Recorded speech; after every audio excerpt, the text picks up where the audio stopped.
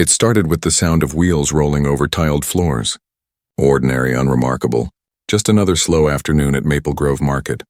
A cozy grocery store tucked between rows of quiet homes in Indiana. But that day would not stay ordinary for long. The hum of chatter, the rhythmic beeps from checkout counters, and the soft shuffle of carts filled the air. People were lost in routine, choosing vegetables, comparing cereal boxes, checking phones. Nobody could have guessed that within minutes, this calm scene would turn into something unforgettable, a moment that would test everyone's heart in the room. Near the fruit section, Helen Porter, a woman in her late 70s, stood squinting at a stack of apples. Her face carried the lines of time, and her movements were sharp with impatience. She wore a faded yellow cardigan and held her purse close to her chest as if guarding it from invisible threats. She sighed, muttering something under her breath about prices these days, unaware that someone else had just stepped up beside her. That someone was Marcus Evans, a tall young man in his 20s with an easy smile and tired eyes. He worked long shifts at a local car repair shop and was picking up a few groceries before heading home to his little sister. His hoodie bore a grease stain near the sleeve, a small reminder of a long day's work. As Marcus reached for a bag of oranges, Helen glanced up and froze. Her expression tightened. Her grip on the apples hardened. The hum of the market went on, but inside her mind something cold took hold. She stared at Marcus like he had walked into a space that didn't belong to him. Her words came out louder than she intended, but she didn't care. "You people are everywhere now," she said sharply. "Don't you have your own place to shop?" Marcus stopped. The sound of the store faded in his ears. He blinked, trying to make sense of what he'd just heard. Helen wasn't done. Her tone turned cutting, filled with a brittle confidence that only comes from years of unchallenged prejudice. "Why don't you go back to Africa where you came from?" she said. The air changed instantly. The whisper stopped. A child's laughter in another aisle died mid-sound. You could almost hear the silence fall, heavy, uncomfortable, impossible to ignore. People turned. Some froze, pretending to look at their groceries. Others stared, unsure whether to intervene or stay quiet. Marcus stood still. His phone slipped slowly from his hand and landed softly in his basket. Every eye nearby waited for his reaction. The tension stretched so long it hurt. Helen adjusted her cardigan, proud of her words as if they proved something. Her chin lifted slightly, daring him to respond. Marcus breathed in through his nose, slow and deep. His pulse thudded in his ears. He could yell. He could walk away. He could make a scene, but he didn't. He stood taller instead. His calm presence began to draw attention, not through anger, but through composure. "Ma'am," he said finally, his voice steady, low, and controlled. "Do you understand what you just said?" His question wasn't sharp or vengeful. It was measured, like someone holding a mirror to another person's reflection. Helen scoffed. "I know exactly what I said," she snapped. "This is my country. People like you don't belong here." A ripple moved through the small crowd gathering nearby. One woman gasped. An older man lowered his basket and frowned. A cashier paused in mid-scan, her hand hovering over a barcode. Everyone was watching now. Marcus exhaled slowly. The calm in his voice deepened, but his eyes glinted with something unshakable. "Let's talk about that," he said, his tone both firm and quiet, a storm contained within steady words. The store seemed to shrink around them. The hum of refrigerators became distant. Helen's jaw tightened, but she didn't walk away. Marcus set down his basket. His hands no longer trembled. He looked her straight in the eyes, not with anger, but with a kind of strength that came from generations before him. "You said I don't belong here," he began, "but I was born in Chicago. My mother was born in Cleveland. My grandfather, he built houses in this very state after fighting in the Korean War. He came home wearing the same uniform as everyone else, but people wouldn't even serve him coffee at the diner he helped rebuild." The crowd grew still. The words landed heavy. Marcus's tone stayed calm, his voice carrying across the aisle like something sacred. "My great-grandfather worked the steel mills in Gary," he continued. "Long hours, low pay. But he stayed because he believed in this country, believed that if he worked hard enough, one day it would believe in him too."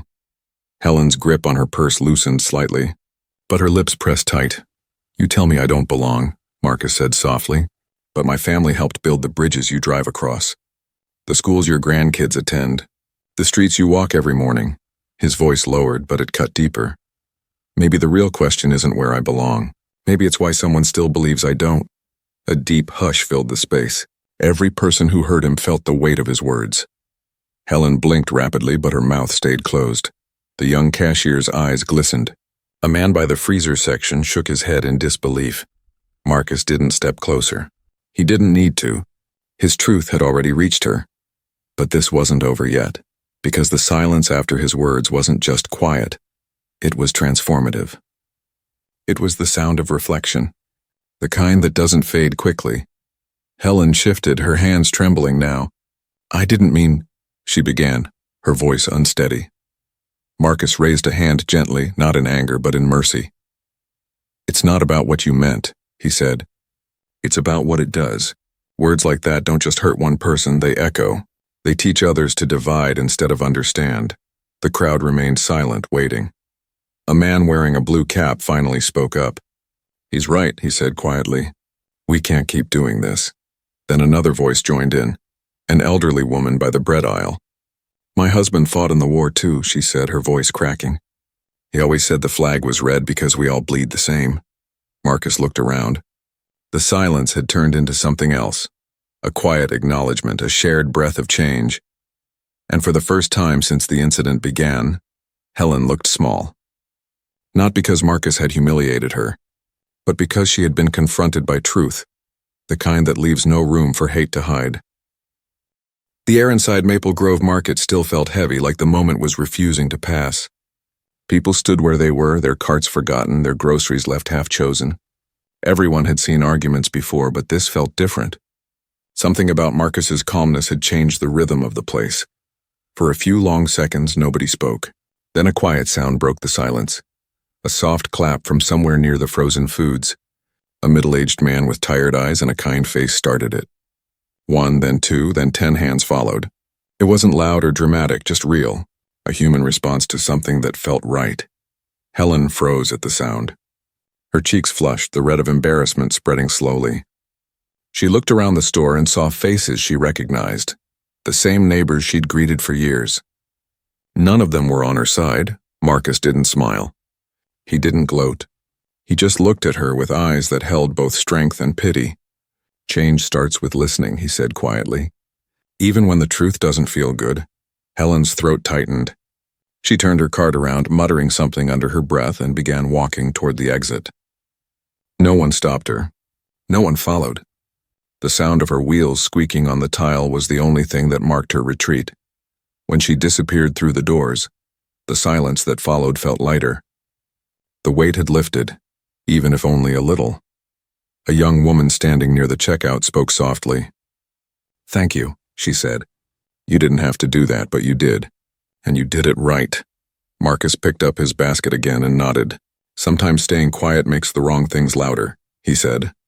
"We've all got to speak up." People around him nodded, some whispering words of agreement. It wasn't just a moment anymore. It had turned into a message that would follow them home. He walked toward the register, his steps measured, his heart still steady. The young cashier who had watched everything earlier smiled at him nervously. "That was incredible," she said, her voice almost a whisper. "I've never seen anyone handle hate with that much grace." Marcus looked at her and smiled faintly. "Grace doesn't make you weak," he said. "It keeps you strong when anger wants to win." As she scanned his groceries, a few customers approached to shake his hand. One woman said she wished her son had been there to see it. A man in a business suit said he would remember that day every time he heard someone say something cruel. Outside, the evening sun spilled through the glass doors, turning everything gold. Marcus stepped out into it, his breath catching in the soft warmth of the fading light. He could still feel the eyes that had watched him, but now they didn't feel heavy. They felt hopeful. He walked across the parking lot, his shoes crunching against gravel, when he noticed Helen sitting in her car. She hadn't started the engine. She was staring at the steering wheel, motionless.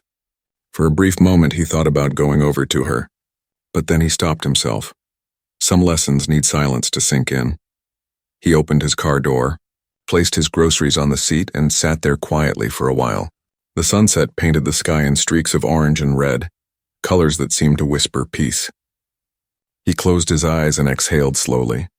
At home that night, Marcus's father sat at the kitchen table reading the newspaper. When Marcus walked in, his father looked up, immediately sensing that something was different. "You look like a man who's seen a storm," he said. Marcus sat down and told him everything. The woman, the crowd, the words, the silence that followed. He didn't exaggerate. He didn't leave anything out. His father listened without interrupting, his hands folded on the table, his expression steady. When Marcus finished, his father leaned back in his chair and nodded slowly. "You did right," he said. "Not everyone would have handled it that way."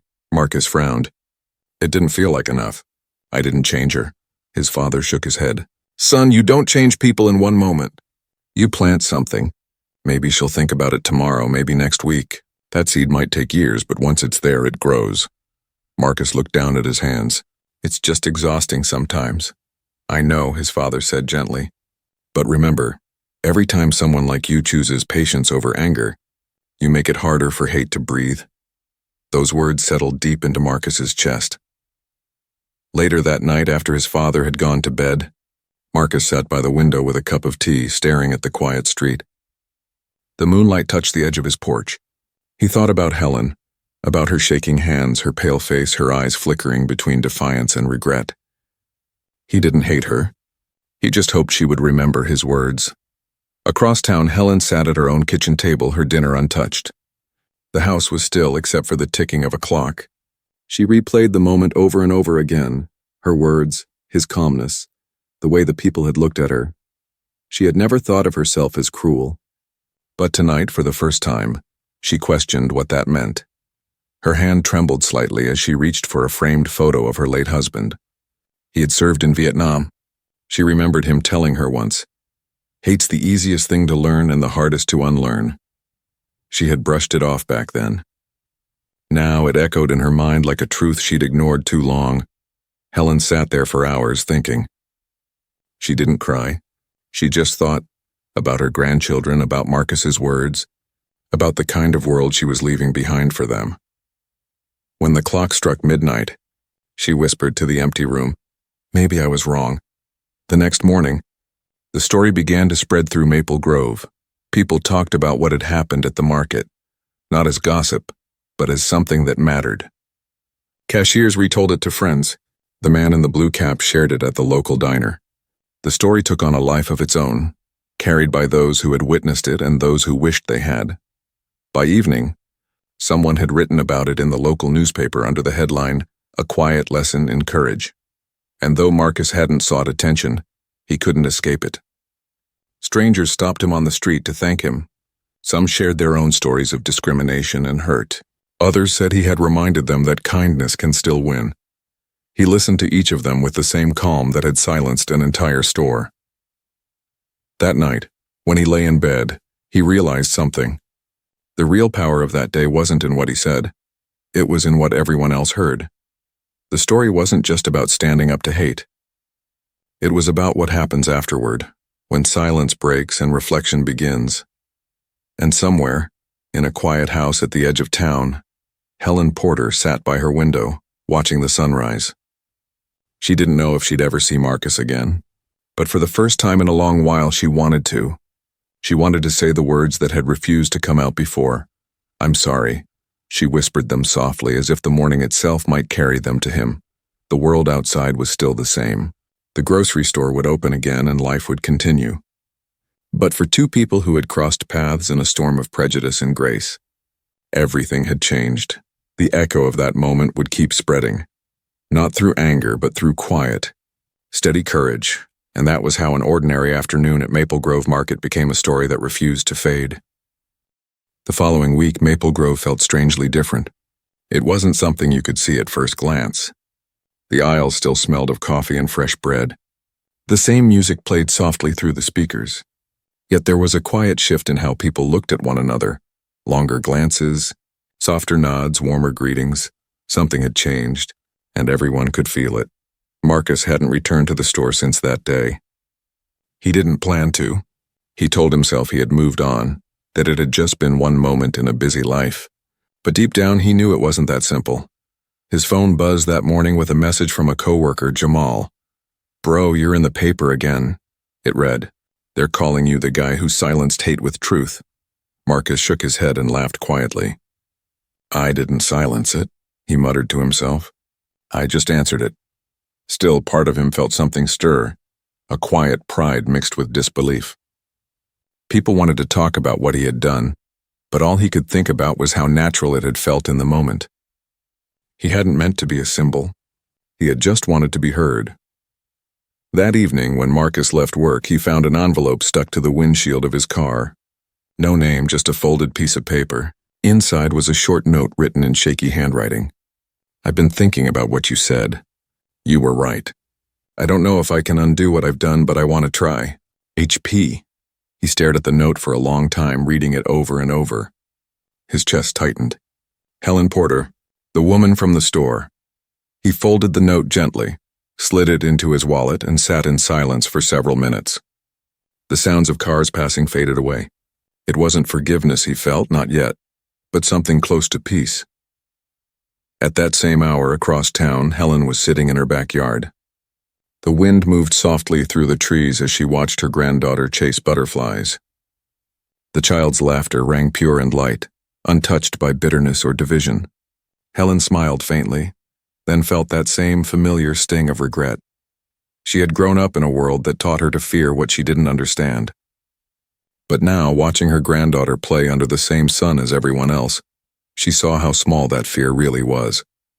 Her daughter had called earlier asking, "Mom, what really happened at that store?" Helen had paused before answering. "I said something awful," she admitted, "and someone younger than me taught me what grace looks like." Her daughter didn't scold her. She just said softly, "Then maybe it's time to change how you speak." That night, Helen opened an old photo album filled with black and white pictures of her late husband in uniform. He had once told her that respect wasn't something you demanded. It was something you earned by how you treated others. She finally understood what he meant. Days passed, and the story of Marcus and Helen became something people in town spoke about with a kind of reverence. Teachers mentioned it in classrooms. Church sermons wove it into messages about compassion. A local radio host even read Marcus's words aloud on air, calling them a reminder that courage doesn't need to shout. One Saturday morning, Marcus was volunteering at a community car wash to raise money for a local youth center. As he dried off a sedan, he heard a hesitant voice behind him. "Marcus?" He turned, towel still in hand. Helen stood a few feet away, holding a small paper bag. She looked nervous, like someone standing at the edge of a truth she couldn't take back. "I didn't think you'd come find me," he said calmly. "I wasn't sure I should," she replied, her voice trembling. "But I wanted to. I owe you something, an apology, and maybe a thank you too." He didn't speak. He waited, giving her space. Helen stepped closer. "I've lived a long time," she said softly. "Too long believing lies that never helped anyone, not even me.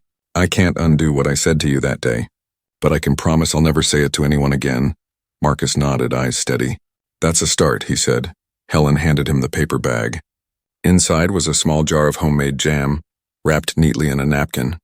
"It's not much," she said, "but it's what I could do." He smiled faintly, his voice gentle. "Sometimes it's not what we give, but what it means when we give it." Helen looked down, blinking hard. "I just wanted you to know. I heard you. I really did." He believed her. As she walked away, he watched her go. An old woman moving a little slower, but lighter somehow. He turned the jar in his hands and felt something loosen inside him. Later that night, when he told his father about it, the old man smiled. "That's what you wanted, isn't it? Not revenge, just understanding." Marcus nodded. "Yeah, I guess that's it." His father leaned back, the chair creaking softly. "You did what most folks can't," he said. "You met hate with dignity and you walked away with your peace still in your hands." Marcus looked at the jam jar sitting on the table between them and whispered, "Maybe that's how healing starts, small, quiet, and real." From that day forward, Marcus noticed subtle changes around town. People smiled more. Conversations about race and kindness became more open, less defensive. The community center where he volunteered began holding listening nights, evenings where people from different backgrounds shared stories, not to argue but to understand. And at one of those nights, Months later, Helen showed up. She stood at the back, her cardigan buttoned neatly, her eyes scanning the room. When it was her turn to speak, she stood before the group and said in a trembling voice, "I used to think people like me had nothing to learn. I was wrong. The truth is I've been learning from someone much younger, someone who could have hated me but chose to teach me instead." The room was silent. Marcus, sitting near the front, met her eyes. She smiled faintly and he nodded. That night, when he left the community center, the air outside was cool and calm. He looked up at the stars, feeling something he hadn't felt in a long time: hope. Because sometimes change doesn't come from speeches or protests. Sometimes it starts in a grocery store aisle, with words that hurt and words that heal. It starts when someone chooses courage over silence, kindness over anger, and that choice, that single, human choice, can ripple through an entire town. Word about the moment at Maple Grove didn't just stay in town. It traveled quietly at first, then with a pulse that carried farther than anyone expected. A high school teacher from a neighboring city shared the story during a morning assembly. She told her students about a man who met hate without anger, and how that single choice reshaped an entire room. A week later, one of those students repeated it at a debate competition. From there, it spread like wildfire, reposted, retold, and rewritten across social feeds and dinner tables. Marcus never saw himself as the center of it all. He wasn't trying to be a symbol. He was just living his life, fixing cars, volunteering at the youth center, making sure his little sister finished her homework. But no matter where he went, someone always seemed to recognize him. One evening, while he was closing up the garage, a woman approached him holding a small notepad. She was a journalist from a local radio station. "You're Marcus Evans, right?" she asked. "The man from Maple Grove?" He hesitated, wiping his hands on a rag. "That's what they say," she smiled. "We're doing a piece on how communities heal. Would you talk to us about what happened?" Marcus thought about it. "If I do," he said carefully, "I don't want it to be about me. It's not my story anymore. It belongs to everyone who's learning from it." The interview aired 2 days later. Marcus's words were simple and unpolished, but they hit something deep. He spoke about choice. How every day people are handed a moment where they can either add to the noise or create something better. "I'm not special," he said on air. "I just didn't want silence to win." After that, letters began arriving at the garage. Some came from neighboring states, others from across the country. One came from a retired teacher who wrote, "You made me realize how I speak to my students matters more than I thought." Another came from a teenager who admitted she'd repeated words she didn't understand until that story made her question why. Marcus read every letter carefully, sometimes with a lump in his throat. He kept them all in a box beneath his bed. A quiet reminder that words, once spoken with grace, never stop traveling. Meanwhile, in town, the local school board launched a new initiative called the Listening Project. Every Friday, students from different backgrounds gathered to share family stories, not to debate, but to listen. Teachers said the idea had started after one of them overheard a conversation about Marcus's speech in the grocery store. Helen joined one of those sessions. She sat in the back again, listening more than she spoke. When a young girl shared how she'd been bullied for her skin color, Helen felt tears rising. After the session ended, she approached the girl and said softly, "You deserve to feel safe. I used to be part of the problem, but I want to be part of the solution now." The girl smiled and hugged her. Helen had not expected forgiveness, yet she found it anyway. Across the community, similar small moments began unfolding, moments that no one filmed or posted online. A white store clerk who once ignored a regular customer now greeted him warmly by name. A local diner added a new mural painted by high school students, showing people of all backgrounds holding hands beneath a tree. And near the center of that mural, at the roots of the tree, someone had painted a single quote from Marcus's radio interview. "Grace isn't weakness. It's strength that refuses to shout." When Marcus saw it for the first time, he stopped walking. He stood in front of the wall, reading the words again and again.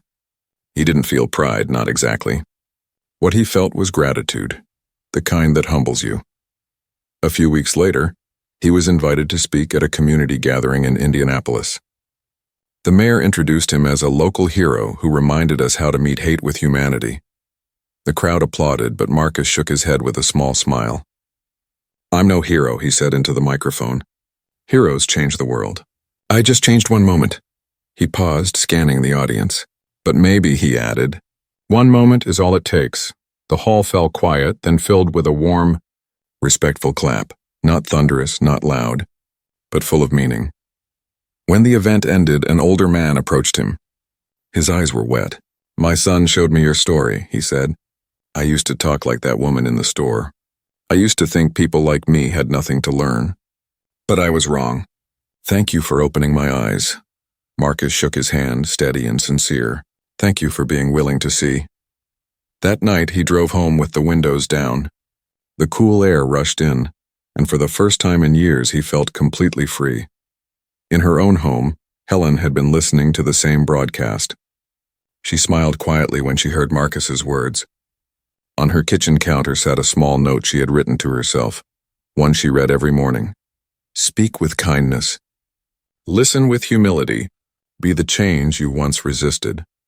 She had started volunteering at the community center, teaching basic reading classes to adults. When someone asked her why, she said, "Because I want to spend what's left of my life unlearning and learning better."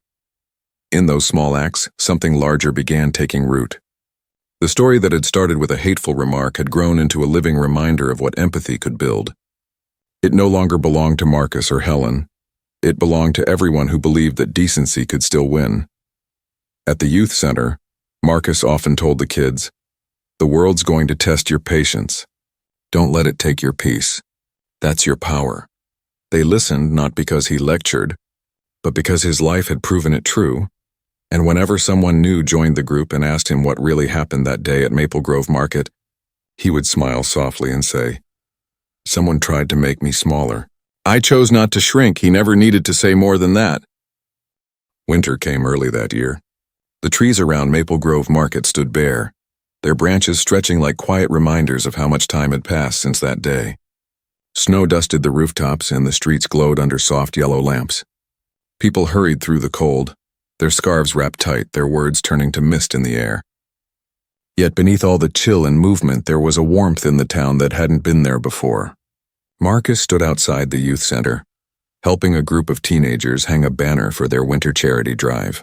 They laughed and argued playfully about where to put it, teasing him for being too tall to need a ladder. He smiled, watching them work together. Kids who came from different families, different neighborhoods, different stories, but who now treated one another like kin. That, he thought, was change you could see. Later that evening, the youth center hosted a holiday gathering. Parents, volunteers, and students packed the small hall, carrying trays of food and stories. The air buzzed with laughter and the smell of cinnamon. Marcus moved through the crowd, shaking hands, greeting faces he now knew by name. Near the back, a familiar voice called his name. Helen stood there, wrapped in a gray coat and holding a small envelope.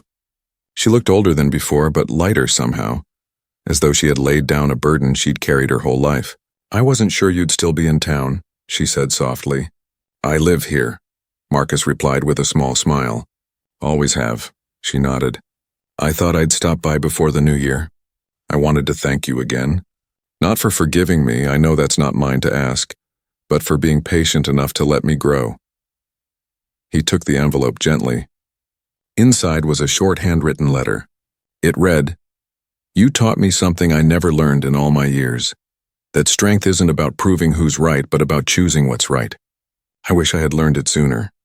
Marcus looked up at her. "You did learn it," he said. "That's what matters." Helen smiled, her eyes glistening. "You know," she whispered, "I think my husband would have liked you." He chuckled softly. "I think I would have liked him too." For a moment, they just stood there. Two people who had once been divided by a sentence, now united by understanding. Around them, the noise of laughter and music filled the room, but neither of them spoke again. They didn't need to. When Helen finally turned to leave, she glanced back at Marcus one last time and said, "Keep speaking the way you do. The world needs more of that." He nodded. "So does every heart that listens." After she left, Marcus stepped outside for air. Snow was falling again, light and slow, blanketing the world in quiet peace. The cold nipped at his fingers, but it felt good. Clean. Alive. He walked a few blocks toward Maple Grove Market, almost without thinking. The parking lot was empty now. the bright lights reflecting off the thin layer of snow. He stopped in the exact spot where it had all started, the aisle near the produce section, where words had once cut through the air like a blade. It looked so normal now, so still. He could almost hear echoes of that moment, her voice, his calm reply, the heavy silence that followed. But what stood out most wasn't the anger or the shame. It was what came after, the courage, the apology, the change.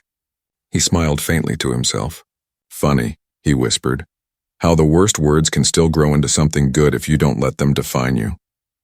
He left the store that night feeling lighter than he had in years. Months later, a national magazine ran a feature titled, "The Man Who Answered Hate with Grace." Reporters reached out, cameras followed, interviews aired. But every time Marcus was asked how he wanted people to remember what happened, he gave the same answer. "Don't remember me," he said. "Remember what we learned. That the loudest power isn't in anger, it's in calm truth. That dignity doesn't mean silence. It means standing firm without losing your peace." He would pause, letting his words breathe. And remember this. Sometimes the person who hurts you the most ends up teaching you what strength really means. Across the country, his words resonated in classrooms, workplaces, and living rooms. People began using the story to teach empathy and conflict resolution. Some communities started programs called Moments of Grace, encouraging people to respond to hate with honesty and composure instead of rage. Back in Indiana, life carried on. The market bustled as always. The youth center grew busier. Marcus's sister graduated from college. Helen continued volunteering until her health began to fade. The two saw each other from time to time, exchanging warm smiles that needed no explanation. One spring morning, the town received news that Helen had passed away peacefully in her sleep. Marcus attended her small memorial service, where her daughter read from her journal. Among the pages was a single line Helen had written not long before she died. "Grace changes more hearts than anger ever could. I learned that from a stranger who refused to hate me." After the service, Marcus walked outside into the sunlight, the trees alive with the sound of birds returning. He stood there for a long time, remembering her trembling voice, the letter, the jam, the quiet apology. He felt no sadness, only gratitude, for the journey, the pain, the growth, and the proof that people can change when given the chance. Years later, when Marcus told his children the story, he didn't focus on the insult or the conflict. He told them about forgiveness, courage, and the power of steady truth. And when they asked, "Dad, did she ever really change?" he smiled and said, "Yes, and so did I." The story of that day at Maple Grove became more than a headline. It became a legacy, a reminder that even in the smallest places, even in the harshest moments, light can find its way through. Because courage isn't in how loud we speak, it's in how deeply we choose to understand. And sometimes all it takes to change the world is a quiet voice that refuses to turn away.